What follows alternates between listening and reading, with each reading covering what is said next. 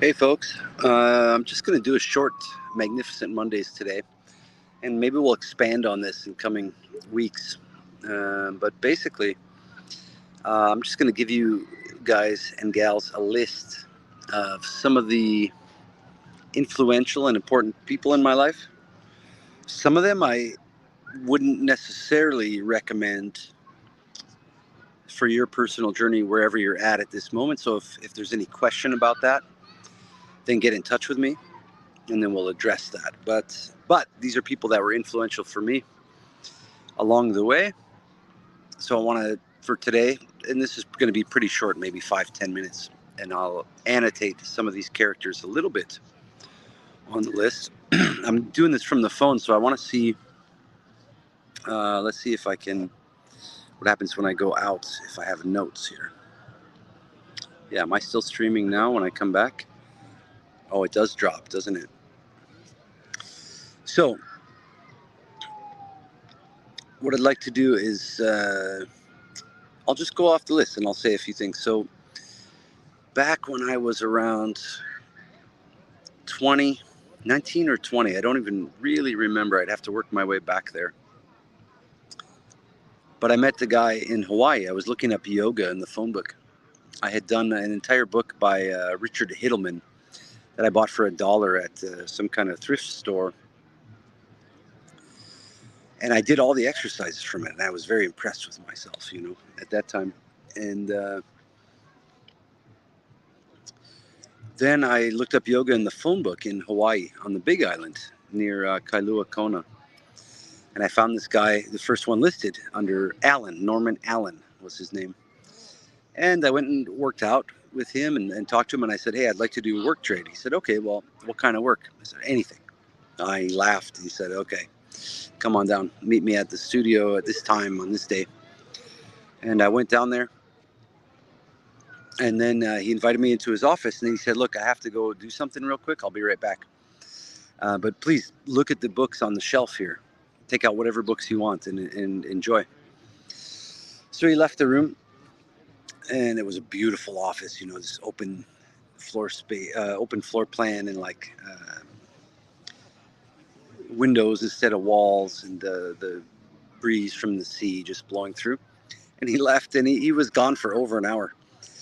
So I sat there for a while, and I started looking at books, and I remember some of the books that I looked at.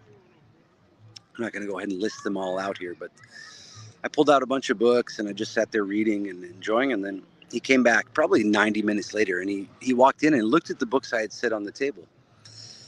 And he didn't say anything to me. He just grabbed the books, looked at them, and then he said, and he was a very intense character. And he's like, okay, I can work with you.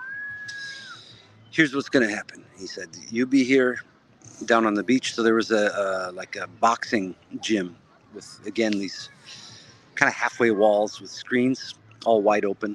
So the air blows through right on the beach in the main city on the southwestern corner of the Big Island. So he said, you're going to be here every morning. And I think it was 6:30, maybe it was 7, I don't remember, but it was 6:30 or 7 in the morning. And we had to walk or hitchhike there from the apartment that I was staying at. And so, yeah, he said, you be here Monday through Friday at this time. Then you have the weekends off, and then you come work for me on the weekends out of my land. Wow, okay, sure. And his land was near a place called Kealakekua, which was also beautiful. All of it was amazing. So I went, and I had prior to that I was in England, and I really messed up my knee.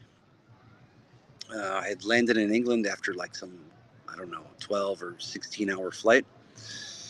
Went to Oxford right away in a car, so my legs were just never stretched out. And then we went to this private pub for some kind of birthday party, and there was like Irish dancing going on. And I was, at that time, I had done a lot of Irish dancing in Minneapolis. That was a whole other story. It was other remarkable men.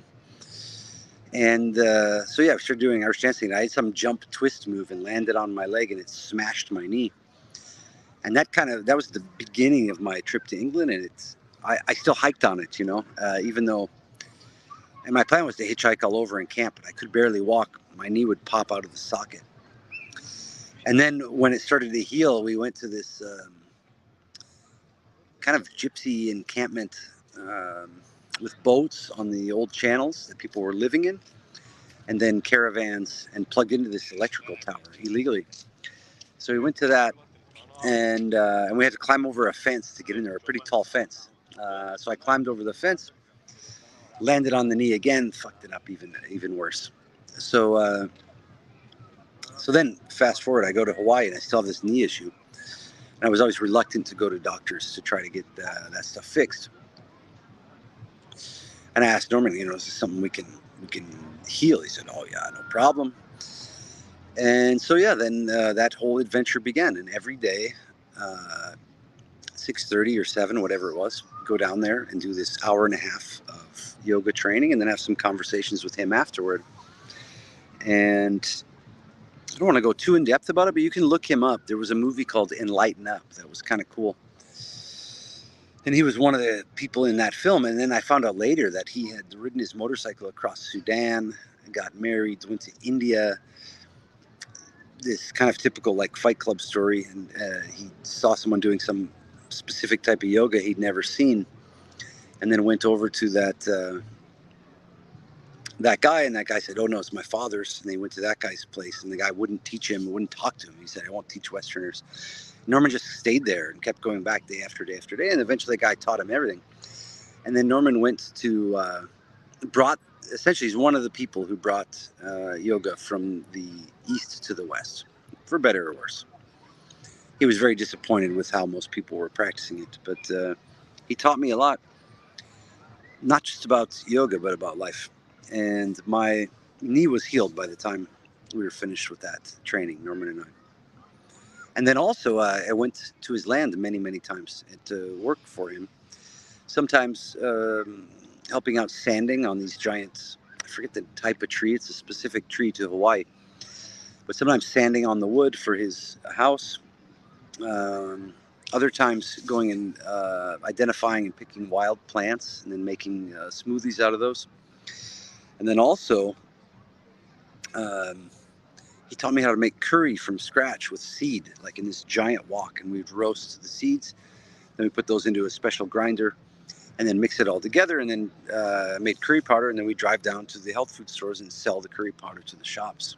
That was one of his gigs. And then it turned out this David Robinson, who, if you're into basketball, I guess he's a pretty famous player, I think from the Dallas Spurs. Maybe I'm wrong.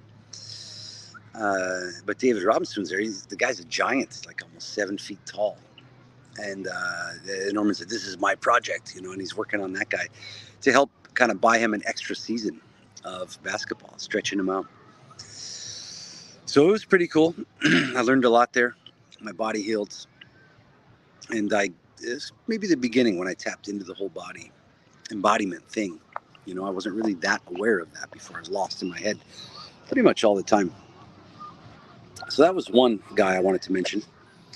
I'm going to kind of skip around here, and I'll do another one on Magnificent Mondays next week when I'm at the computer, and we'll go and annotate this list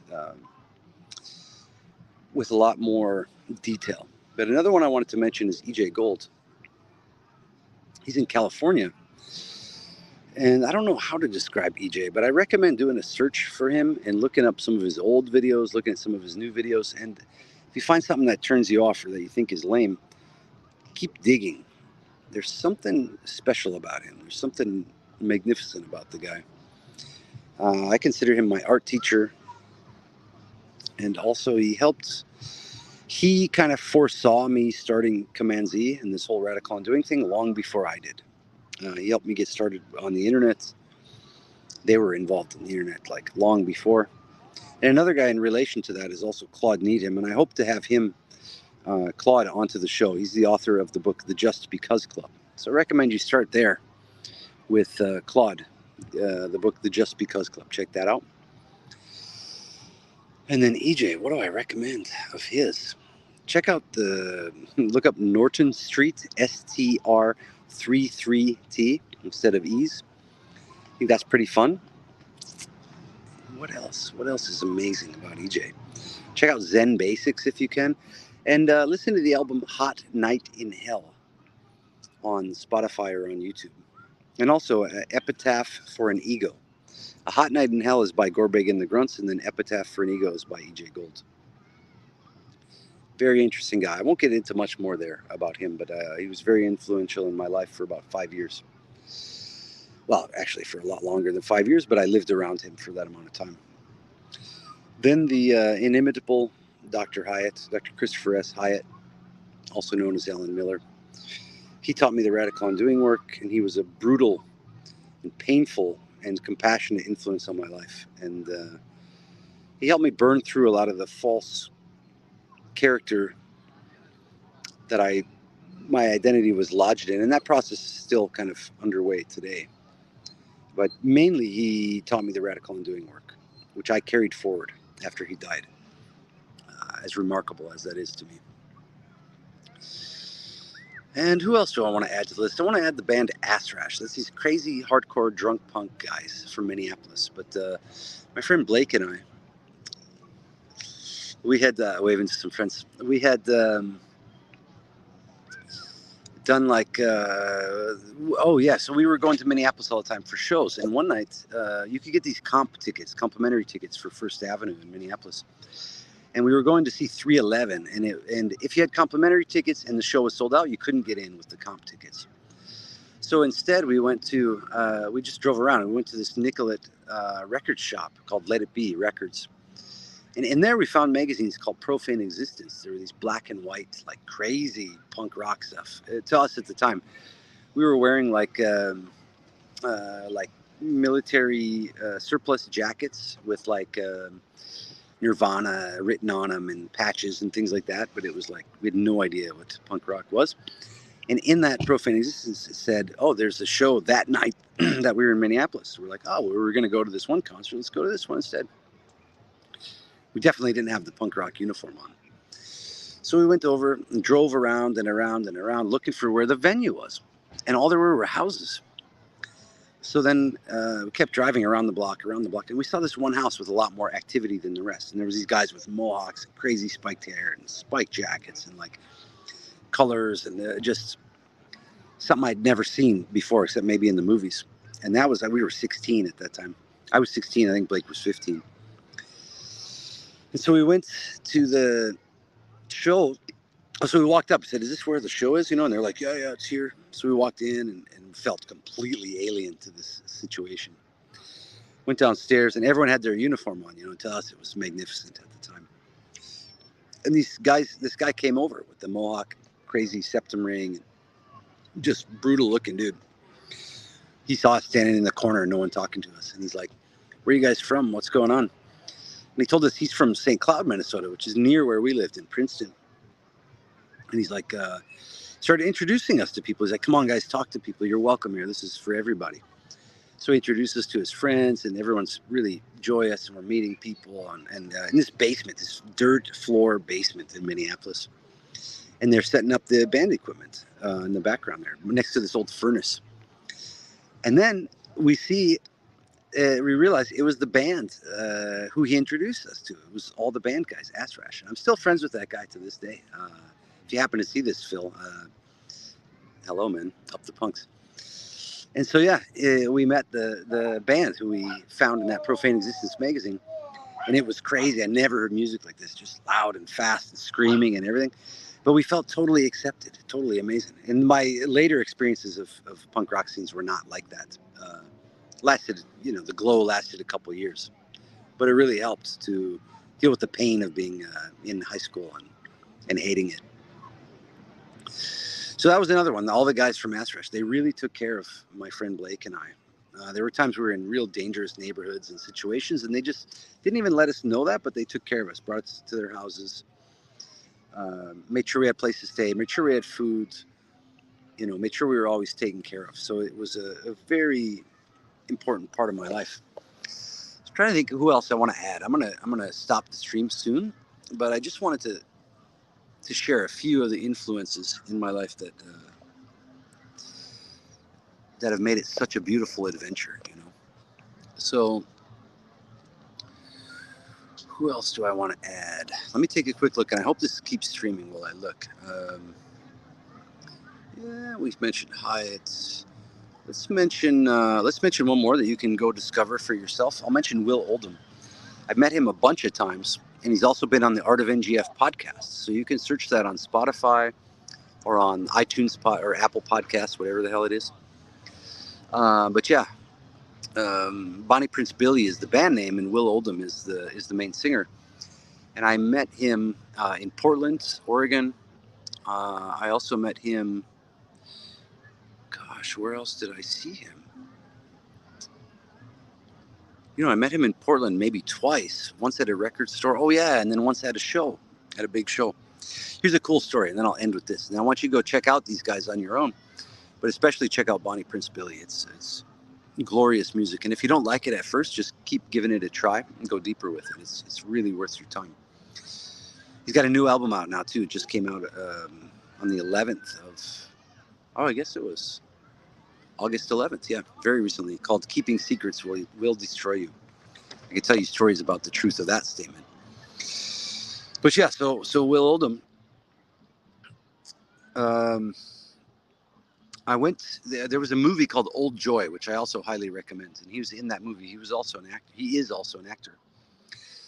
And the movie Old Joy, I didn't know anything about, and I was with my ex-partner Megan, and we went to the Wallowa mountain range in northeast Oregon, kind of by the high desert. And in the Wallowas, we summited one of the mountains. I forget the name, of Snake something or something like this. Summited the mountains, camped out deep in the mountains near these lakes and these valleys. My God, I miss these places. It was so glorious. And we drove back, and we lived in Eugene, Oregon, so it was a treat to go to Portland. We never really did that. So we went into Portland, went to a pizza place that I remember that was delicious. Went to like this little comic book store, some anarchist bookstore. And then somehow we found out, I can't remember if it was the Aladdin or the Crystal Ballroom, but we found out that day they were showing the movie Old Joy. It was the premiere of it. And then when we went, it was like, oh, let's go see the movie. Will Oldham's in it. We knew nothing about it. And then they said, oh yeah, and Bonnie Prince Billy's playing tonight. The guy, Will Oldham, his band is Bonnie Prince Billy. He's playing tonight at the same place where they're showing the movie. And I said, wow, can we get tickets? They said, no, the tickets are all sold out. I said, come on, we really want to see him. We live in Eugene. We drove all the way from the mountains today. Is there anything you can do? And the guy said, yeah, you know what? Just come back tonight for the show. Come up to this counter. Don't worry about it. Didn't take our names or anything. But now I'm going to give you some backstory. On the way from the Wallowas, we stopped at this place called Bagby Hot Springs, deep in the wilderness, but maybe it's 2.5, 3 hours, I can't remember, from Portland, deep in this beautiful forest. And the hot springs are free, and there's like private tubs made out of giant logs, and you open the hot water spring into your thing, and then you get buckets of cold water, so you can make it exactly how you want it. And so we tried to find that on the way back from the Wallowas. We thought, we'll go camp and stay by the hot springs, and that'll be beautiful. So we drive, and there's endless forest roads in these forests, so you can easily get lost. And there was no navigators or anything back then. We were just following like maps and spoken instructions from people, and trying to find it. And so we drove. And I remembered Megan was driving. Then I was driving. And I drove till it was like looking like, if I keep going, we're not going to be able to get out of the forest with the gas we have left. So we just parked the truck, and we had like a mattress in the back. It was this VW pickup truck. I think it was called a Pup, or it's a diesel pickup truck anyway. So we camped out in the back of that, finally went to bed completely frustrated and upset.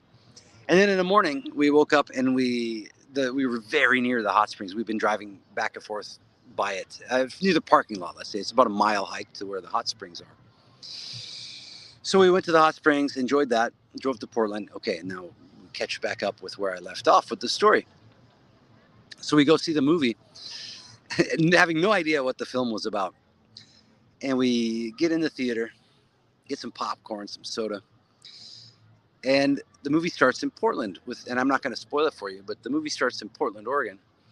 And then the two guys drive to the hot springs, and this is just the beginning of the film. Will Oldham and the other guy in the film drive to the hot springs, and then they can't find it. They get lost at night, and they drive around and end up camping out on some like abandoned couch in the forest. And then the next morning they wake up and they're right near the parking lot. So then the film shows the entire hike all the way to the springs, and then the rest of the movie is dialogue while they're at the springs. So I was totally blown away. Could not believe it. We had just driven from there to Portland and then saw this film. So then we went around town, did all the stuff I mentioned before, went to the show, went to the film, or excuse me, went back to the venue where we saw the film, and there was a line outside the door. People were pissed off. They were not able to get tickets. They weren't letting anyone in. And Megan and I just walked up to the place the guy told us, to the front of the line, and he just pulled out 2 tickets and gave them to us. I was like, I have no explanation for this. I don't know how they recognized us. I don't know why they gave them to us.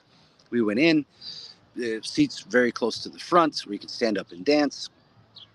I ended up also meeting Fawn Fables that night outside. She gave me a cigarette during some intermission.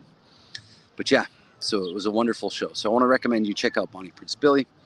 And I'm going to leave it at that. This is a nice little short 20-minute stream, but I wanted to give you just a little background into all this, into my life, into the adventure that it is.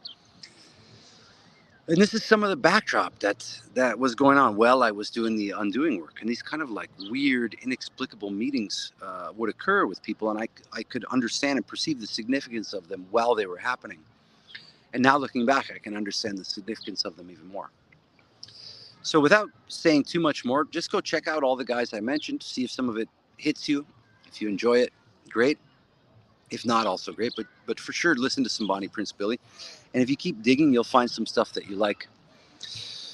See if there's anything else I wanted to mention. Oh, yeah. So in light of all that, just also want to say, go check out summerland.acadle, that's ACADLE, .com/pricing, and you'll find some Radical Undoing training available.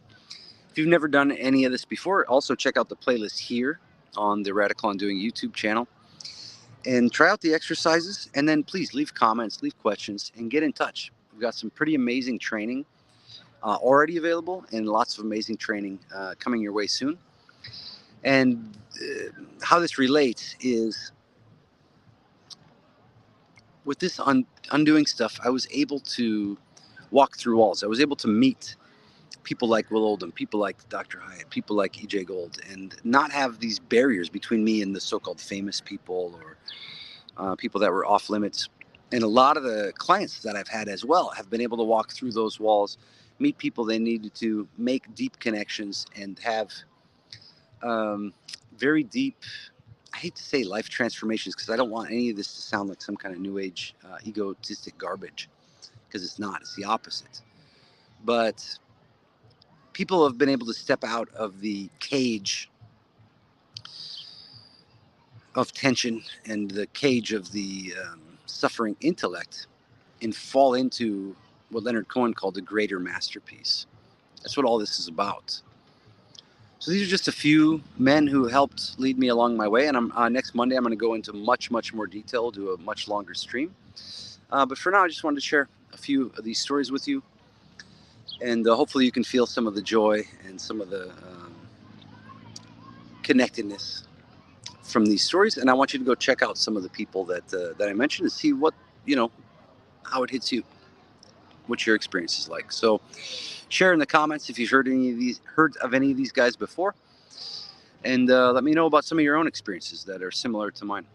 And I'll see you again tomorrow, if the Lord is willing, with Posh, the Posh Redneck, and we're going to dig into and kind of tear apart, show you how to tear apart worldviews in general, and then specifically we're going to look at human design and other typology and human categorization systems and show why they're bunk and how to see through them. So anyway, hope you have fun. Hope you're enjoying. Much love. God bless. See you again soon.